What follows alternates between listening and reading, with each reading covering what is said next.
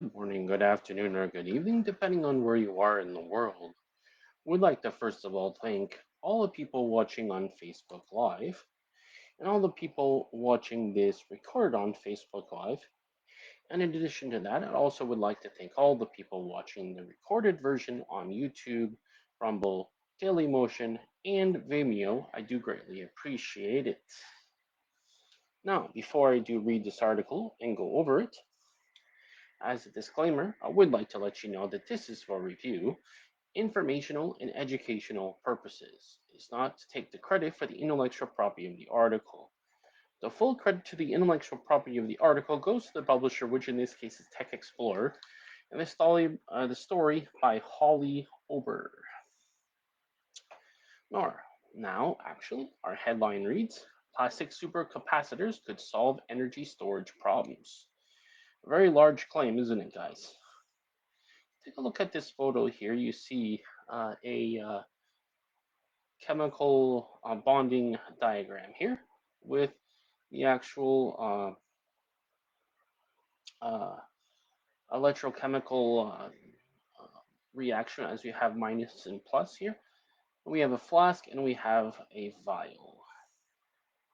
Actually, you call this I think you call it a beaker, and this is the actual vial. Caption reads, illustration of the PEDOT film on the graphene sheet that can be used in supercapacitors to store large amounts of energy. Credit goes to Mayor El-Khadi. Plastics have shaped our modern world and changed the way we live. For decades, we have been primarily used in electronics with excellent insulating properties. But in the 1970s, scientists accidentally discovered that some plastics can conduct electricity. Interesting. This finding revolutionized the field and opened the door to applications in electronics and energy storage. Actually, yes, if you think about it, on a the old term is motherboard, mainboard.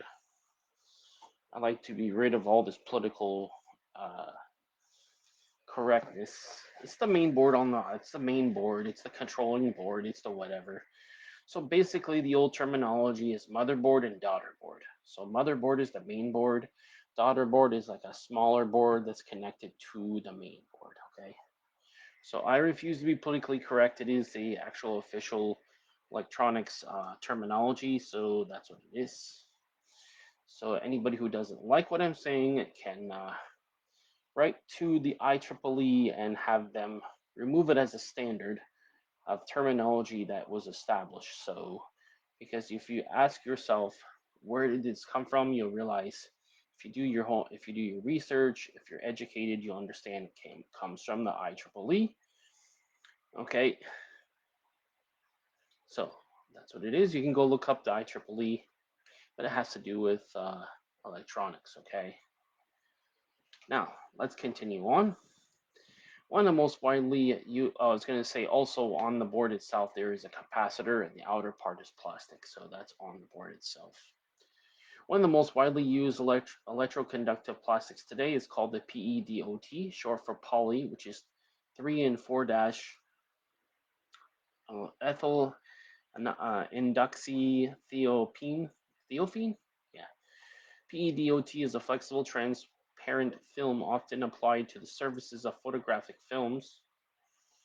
And when they say photographic films, we're not talking about movies. We're talking about the actual media is can be used through light.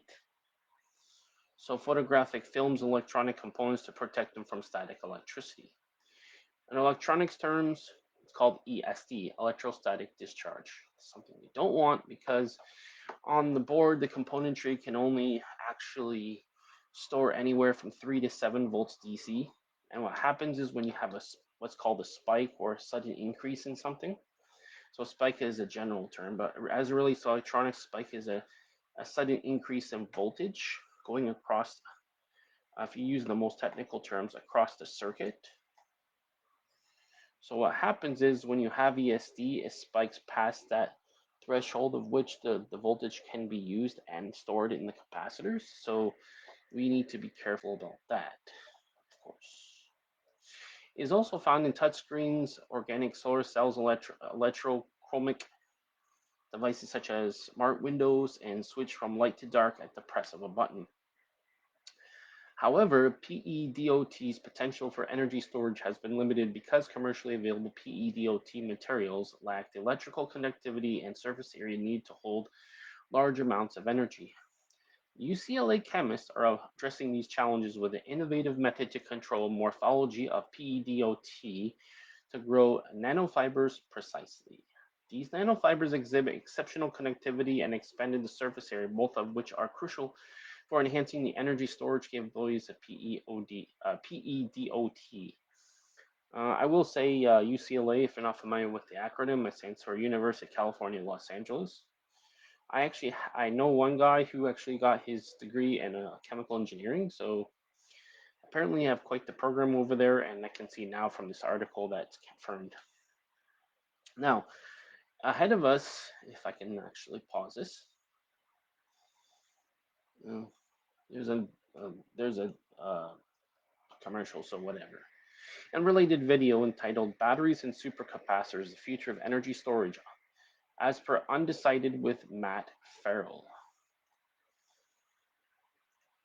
And what I'm going to do is I'm going to play this video, and I've decided to do this way because I don't want to have I want people to be more engaged with the content, and I don't want people to have to go to my Rumble channel just to go to this link just to watch the video. Even though it is embedded on YouTube, which is quite ironic, YouTube does not allow links to the articles, which makes no sense whatsoever, but that's what YouTube does, so that's how YouTube's going to have it.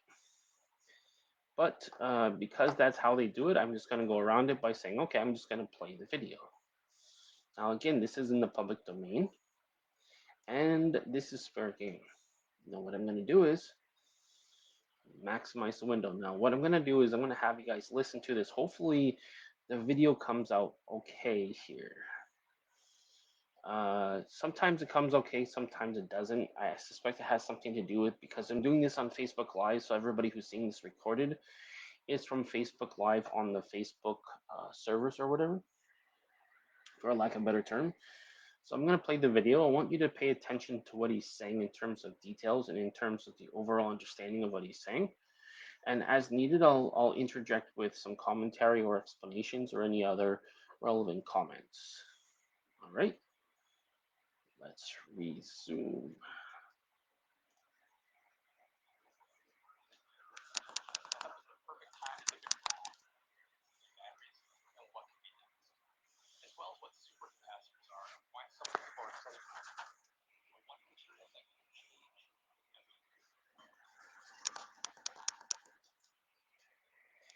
I'm going to turn this down, up and down as needed.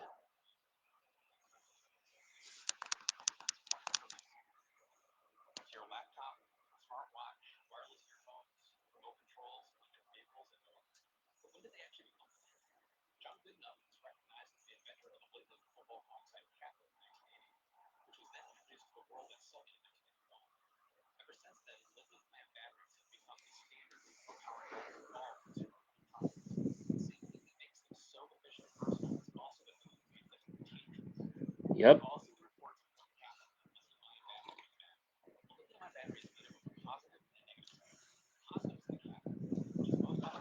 Positive. Negative.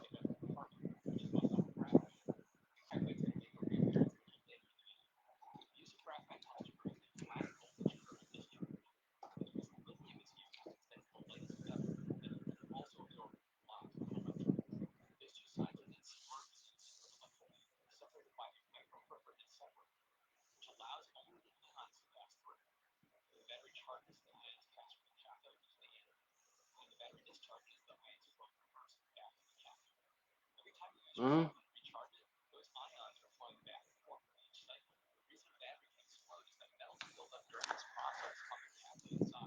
Mm.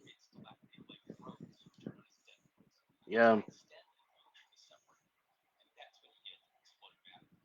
that's a problem.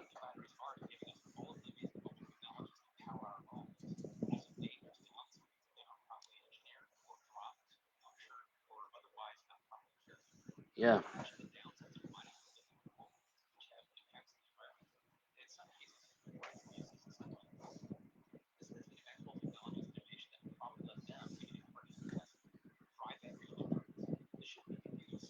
Yeah, otherwise known as slave labor.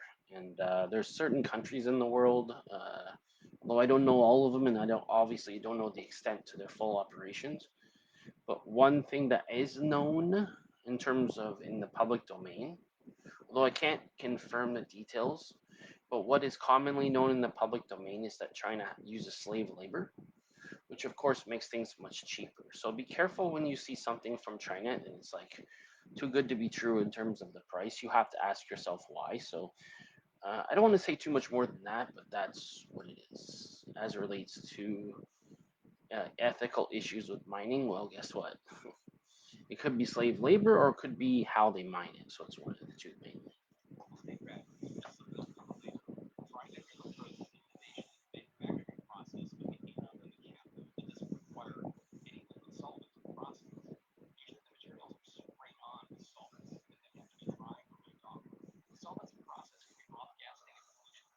Mm.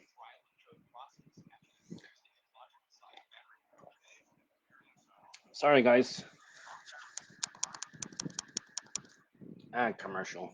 Hate those commercials. I mean, it serves a purpose in the economy. You need somebody to fund these channels because it's like, okay, how do you make money if you upload stuff and you're not making money?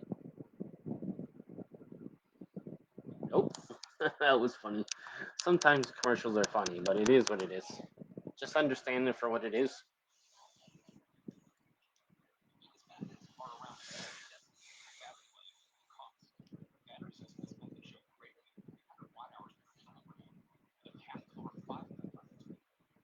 You see the increase, guys? We're going from 300 to 500, and the watts per kilogram. Watt hours, this is how many watts can be put out over a period of time called hours. And per I believe would be not the mass, but the weight. So watt hours per kilogram. So you have capital W and then lowercase h and then slash kg, or case kg standing for kilograms, meaning 1,000 grams, as you might know. Anyway, you see the point here. We're going from 300 to 500. It's a 60% increase. It's quite significant. Let's continue.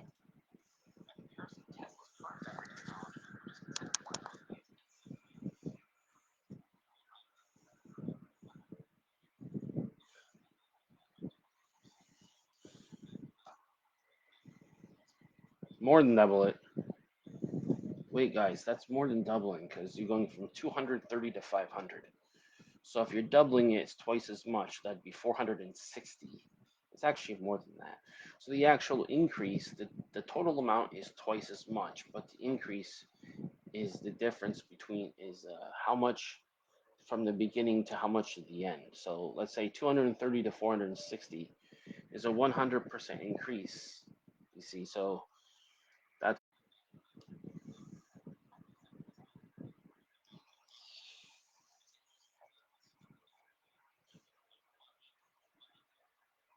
all right.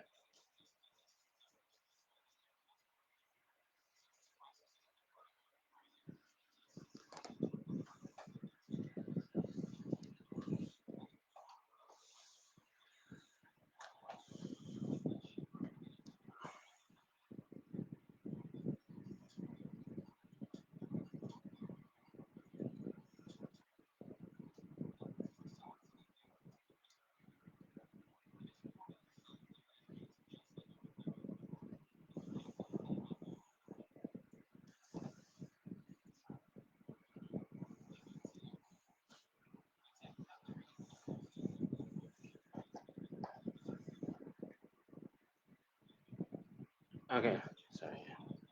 Massachusetts, you say?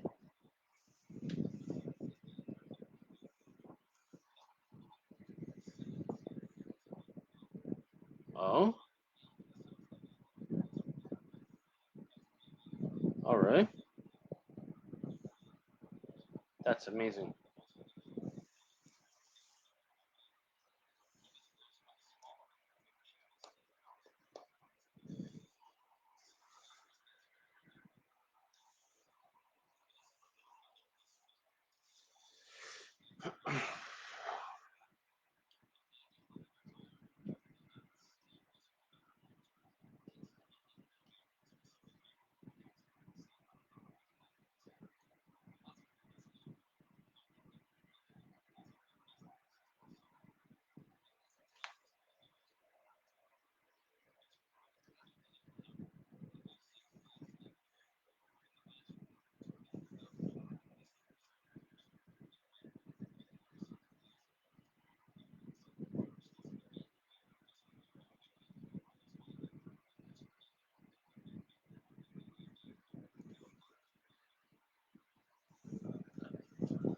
What do you guys think? Do you agree with that? I know one thing, you can't argue results and you can't argue facts, no matter how you feel about it. It's like if you put your head in the sand and say that, X country doesn't exist, doesn't mean that just because you put your head in the sand, the X country is no longer going to exist. As the analogy. So let's continue.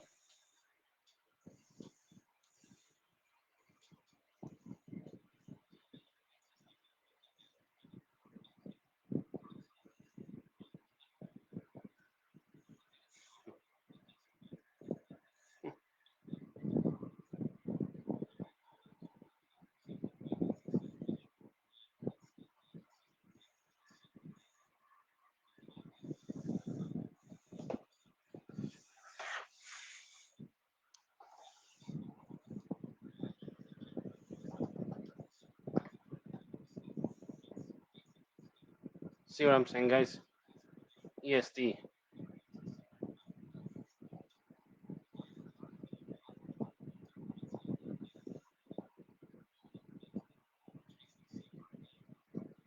Yep.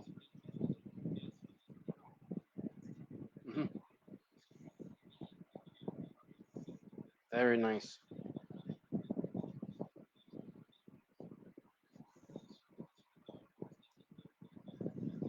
Oh. Hmm. That's not good. Yeah. And then the weight of it too. The weight, the bulk.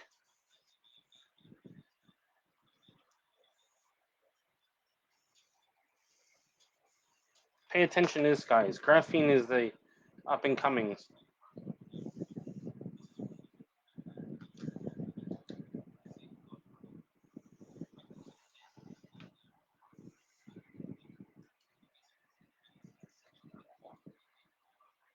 Right.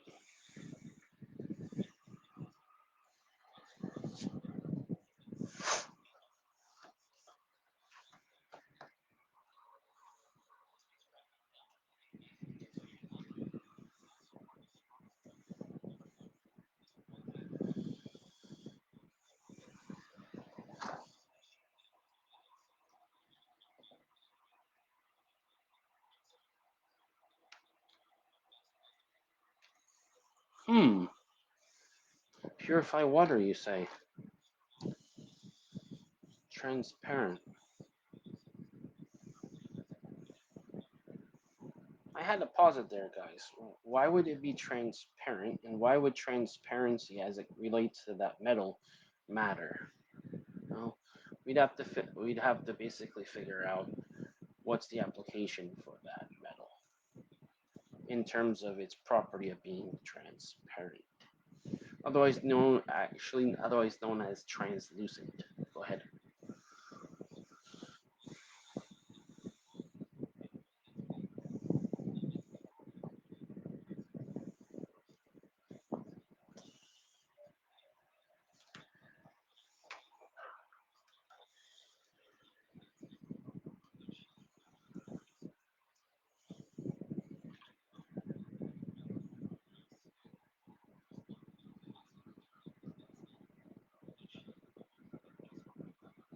See that, guys?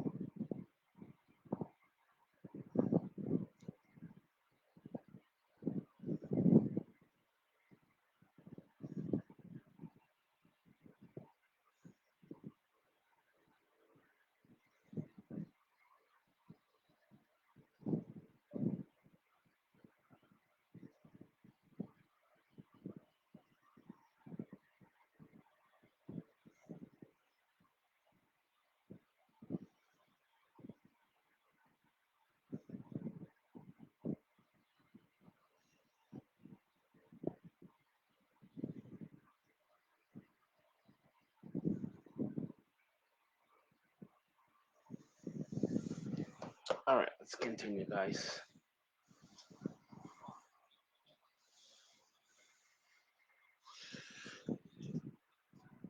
Mm-hmm.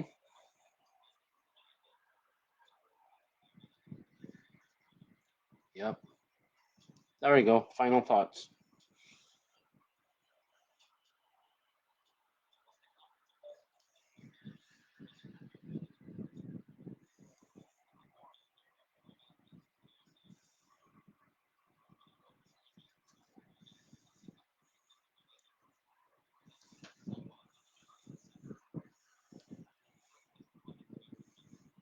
Well, that's only your idea.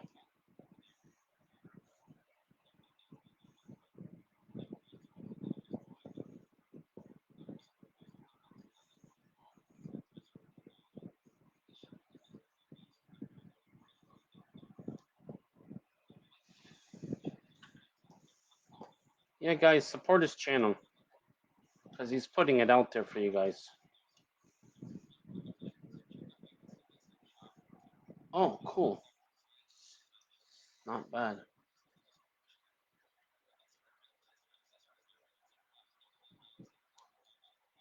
Nice.